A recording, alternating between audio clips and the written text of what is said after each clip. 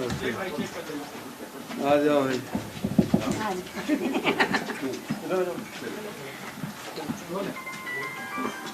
चंदूलाल चंद्राकर जी की आज पुण्यतिथि और बड़े पत्रकार थे। गांधी जी की प्रार्थना सभा वो कवर करते थे, साथ ही सांसद भी रहे, अच्छे स्पोर्ट्समैन थे और खेल जगत के बड़े पत्रकार थे। 9 ओलंपिक उन्होंने अटेंड किया था और अच्छे खिलाड़ी भी थे। अच्छे सांसद के रूप में हम लोग सब जानते हैं। हमारे दुर्ग लोकसभा के सांसद भी रहे, केंद्रीय मंत्री रहे, राष्ट्रीय महासचिव रहे राजीव जी के साथ। और छत्तीसगढ़ राज्य निर्माण के जो खंदक की लड़ाई है उसके नेतृत्व में लड़ी गई और वो पहले व्यक्ति थे जिसके प्रभाव के चलते दिग्विजय सिंह जी प्रदेश अध्यक्ष के रूप में पहली बार 93 के विधानसभा में चुनाव घोषणा पत्र विधानसभा जो चुनाव हुआ मध्य प्रदेश का, उस घोषणा पत्र में उन्होंने छत्तीसगढ़ राज्य निर्माण की बात कही थी। वो मील का पत्थर साबित हुआ और सारे राजनीतिक दल फिर एक एक करके सब लोगों ने छत्तीसगढ़ राज्य निर्माण के लिए अपने घोषणा पत्र में जारी किया था। बाद में अटल बिहारी वाजपेयी जी यहाँ घोषणा की थे, लोकसभा हमें जिताओ तो हम बनाएंगे, तो सशर्त था।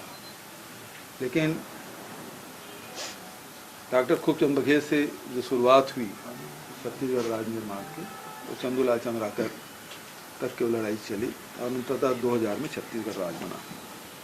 तो बहुत बड़ा योगदान रहा है और छत्तीसगढ़ महतारी के एक महान सपूत की आज पुण्यतिथि और इस अवसर पर मैं उन्हें अपनी सरकार की ओर से, अपने दल की ओर से उन्हें विनम्र श्रद्धांजलि अर्पित करता हूं। आम बजट कल पेश परमिशन मिली नहीं राज्यपाल से, कांग्रेस में चटका हुआ, कल कांग्रेसियों ने भी मुलाकात की, क्या लगता है आपको? अब भाई रमन सिंह तो जीरो टॉलरेंस वाले, भाजपा वाले जीरो टॉलरेंस की बात करते हैं, तो राज्यपाल जी को तत्काल देना चाहिए। क्यों अनुमति नहीं दे रहे? जांच की अनुमति मांगे हैं तो उसमें भी कुछ परीक्षण करेंगे क्या? तो उसमें भी विधिक सलाह लिया जाएगा। एक परमिशन है, यूडब्ल्यू प्राथमिक तौर पे लगा कि शिकायत सही है तो जांच करना है। अब लोक सेवा के दायरे में आते हैं तो उसकी अनुमति लेनी पड़ती है, तो अनुमति तो तत्काल मिलना चाहिए।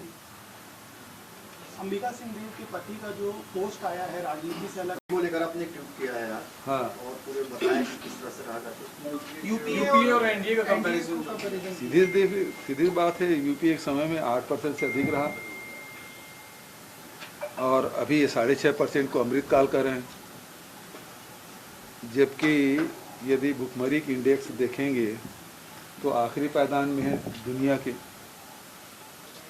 बांग्लादेश का जो रुपया है हमसे ज़्यादा मजबूत है। गरीबी है, बेरोजगारी है और इस बजट में उसके लिए कुछ नहीं है। बजट में एक बात उन्होंने कही कि जो लघु धान्य है उसको श्री धान का उन्होंने नाम जरूर दिया, लेकिन छत्तीसगढ़ में उपजने वाले जो कोदो कुटकी है उसको समर्थन में घोषित नहीं है, छत्तीसगढ़ सरकार ने घोषित किया है। तो मिलेट्स कैफे है तो छत्तीसगढ़ में, मिलेट्स का प्लांट सबसे बड़ा प्लांट है तो छत्तीसगढ़ में। हमारी तैयारी 2 साल पहले से थी, जिसको आज ये कर रहे हैं। गोधन में भी बायोगैस प्लांट लगेगा, तो क्या उम्मीद की जानी चाहिए? हमारा शुरू हो चुका। हम तो बिजली उत्पादन करके दिखा दिए थे 2 अक्टूबर को गांधी जयंती के अवसर पर बेमेतरा में। और अभी वो प्लांट का उद्घाटन करके आया मैं जगदलपुर में, जो डोंगा घाट है वहाँ शुरू भी कर दिए, पेंट भी बना रहे हैं। तो हम तो गोबर के दिशा में देश में सबसे आगे हैं। अब भारतीय जनता पार्टी के साथियों से कहना चाहूँगा कि केंद्र सरकार भी अब गोवर्धन का गुणगान बजट में कर रहे हैं और ये राजकीय चिन्ह बनाने की बात कर रहे हैं। वो बताएं किस प्रकार के चिन्ह बनाएंगे। मुख्यमंत्री जी, कल जो बजट पेश हुआ है उसमें बेरोजगारी और महंगाई कहीं पे भी सर ने कहा है कि लगातार सिंहदेव परिवार की उपेक्षा हो रही है, ऐसा कोई संस्कारिक आदमी नहीं रहेगा जो अब कांग्रेस का माहौल है उसमें राजनीति में रहता उनको तो भैयालाल राजवाड़े उसका भाषण सुनना चाहिए। ये चुने हुए जनप्रतिनिधि किस भाषा में बात कर रहे हैं, मैं यहाँ बोल भी नहीं सकता। उसको बोलने की बजाय वो दूसरों को सीख दे रहे हैं। अजय चंद्राकर के वैसे बयान में कोई प्रतिक्रिया देना नहीं चाहिए, उस लायक है भी नहीं। उसको पार्टी उसको नहीं समझती उस लायक, लेकिन नेता प्रतिपक्ष नहीं बना देते, पार्टी का अध्यक्ष नहीं बनाते।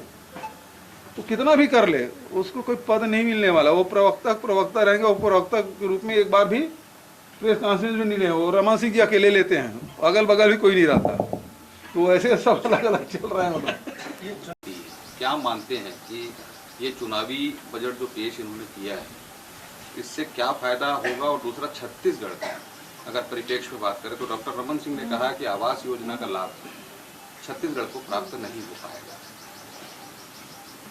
यदि आप देखेंगे, आवास की बात करते हैं तो उत्तर प्रदेश भी देख लें, नल जल जीवन मिशन का देख लें, या आवास की बात करें, इनके शासित राज्यों की भी स्थिति देख लें, उनके यहाँ क्या है, तब हमारे यहाँ बात करें। और आवास की बात यहाँ तक के है, हम लोग अभी पिछले बजट में 800 करोड़ रखे थे, आने वाले समय में भी उसका प्रावधान करेंगे। तो गरीबों का आवास के मामले में कोई समझौता नहीं होगा। ये लोग चिल्ला जरूर रहे हैं लेकिन इनसे कुछ होगा नहीं। रमन सिंह जी लोन लेके वो आवास योजना चालू किए थे, हम तो बजट में प्रावधान कर रहे हैं। बजट में उसके प्रावधान नहीं था, हम बजट में प्रावधान कर रहे हैं, पहले भी किए थे, आगे भी करेंगे। तो ये गरीबों के बारे में तो इनको तो बात करना ही नहीं। रमन सिंह के राज में पूरे देश में सबसे ज़्यादा यदि गरीबी रेखा नीचे जीवन यापन करने वाले लोग रहे हैं 40%, तो छत्तीसगढ़ में रहा है। 18% लोग जिसके पास पक्के मकान नहीं है, ये इसकी उपलब्धि है। 40% से अधिक बच्चे कुपोषित रहे, ये इनकी उपलब्धि है। एनीमिया 47% से अधिक, ये इनकी उपलब्धि है। तो हाँ, डॉक्टर रमन सिंह के खिलाफ जांच को लेकर पेश हुआ है, उसमें जो पिछली बजट में जो कटौती की गई, साथ में मनरेगा जो है उसके बजट में जो 73,000 करोड़ था उसको घटा के 60,000 करोड़ कर दिए हैं। इस पर आप क्या बोलना चाहेंगे? तो सीधी सी बात है, ये गरीब विरोधी है।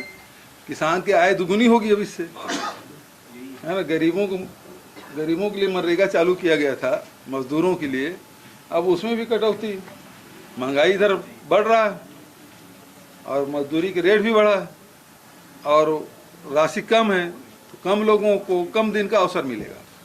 यही हुआ उससे। चुनाव की एक रिपोर्ट आई है, हिंडनबर्ग की एक रिपोर्ट आई है जिसके बाद बाजार में उथल पुथल। ये तो अब पहले तो हम लोग जब बोलते थे भारतीय जनता पार्टी के खिलाफ, तो वो हम लोग हिंदू विरोधी हो जाते थे। प्रधानमंत्री और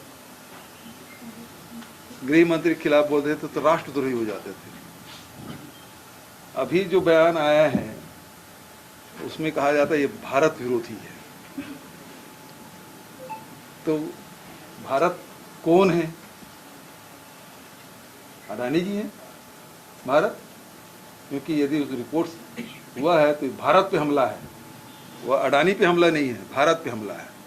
और दूसरी बात ये है कि मुझे ये शंका है कि ये जो एनपीएस का पैसा हम लोग मांग रहे थे ना 17,000 करोड़, वो नहीं दिया। और LIC, SBI, इसी में सब पैसा गया है। UTI, SBI और LIC, ये तीन ही फंड मैनेजर हैं और ये पैसा लगा है इन्हीं लोगों को वहाँ। और अभी जब पूरा शेयर मार्केट गिर गया तभी LIC ने पैसा दिया है, वो शेयर खरीदा, पैसा दिया है। तो समझ लीजिए कर्मचारियों के जो बुढ़ापे का जो सहारा था वो कहीं छीन तो नहीं जाएगा। ये अर्थशास्त्री को बताना चाहिए, भारत सरकार को बताना चाहिए, कर्मचारियों के जो पैसा था रिटायरमेंट के बाद एनपीएस में मिलने वाला था, कहीं वो डूब तो नहीं जाएगा, शंका ये है। और इसके मामले में भारत सरकार को खुलासा करना चाहिए कि हमने जब एनपीएस का पैसा मांगा था तो नहीं दिए थे, हम तो ओपीएस लागू भी कर दिए। तो ये बड़ी चिंता है। और शेयर मार्केट जिस प्रकार से धड़ाम से गिरा है, एक रिपोर्ट से बिल्कुल ताश के पत्ते की तरह ढह गया। तो वैसे भी जब कोई चोटी से जब लुढ़कता है बहुत तेजी से नीचे गिरता है। तो अभी ये एक सप्ताह में क्या से क्या हो गया, और उसके बाद भी SBI का पैसा, LIC का पैसा उसमें डाला जा रहा है। ये बड़ी चिंता की बात है। ये चुनावी साल है सीएम साहब, बीजेपी भी अपनी तैयारी दल भी अपनी तैयारी कर रहा है, लेकिन बीजेपी बगैर चेहरे के भूपेश बघेल को कितनी टक्कर दे पाएंगे? कांग्रेस पार्टी लड़ेगी चुनाव। हम तो पिछले समय भी जब रमन सिंह के चेहरा किए थे तब भी लड़े थे और 15 सीट में समेटने में सफल हुए थे। जनता ने बुरी तरह नकार दिया और वही चेहरा फिर से हैं। चाहे वो कोई चेहरा न हो, सामूहिक नेतृत्व में लड़े तो चेहरा कौन सा है? रमन सिंह का चेहरा कौन सा है? ब्रिजमोहन का चेहरा कौन सा है? अमर अग्रवाल का चेहरा कौन सा है? राजेश मुणत का। यही चेहरे थे जो 2018 में पीट गए और वो चेहरे फिर सामने रखेंगे। उसके अलावा उनके पास है क्या? आपने बीजेपी राष्ट्रीय अल्पसंख्यक मोर्चा की बैठक है, एक अलग तरह की स्ट्रेटेजी भी अब ये चल रहा है अल्पसंख्यकों को लेकर। प्रधानमंत्री ने भी कहा था, इसको किस तरह से देखते हैं? क्या राहुल गांधी की जो भारत जोड़ो यात्रा है उसका असर देख रहे हैं? भारतीय जनता पार्टी के बड़े नेता के लड़की का लव जिहाद हो गया है, उसके बारे में कुछ चर्चा होगी शायद। आज 2 तारीख है आरक्षण संशोधन विधेयक आप चलो लोगों ने ठीक है, थैंक यू। लेटेस्ट न्यूज के लिए सब्सक्राइब करें और न्यूज अपडेट्स के लिए बेल आइकन पर क्लिक करें।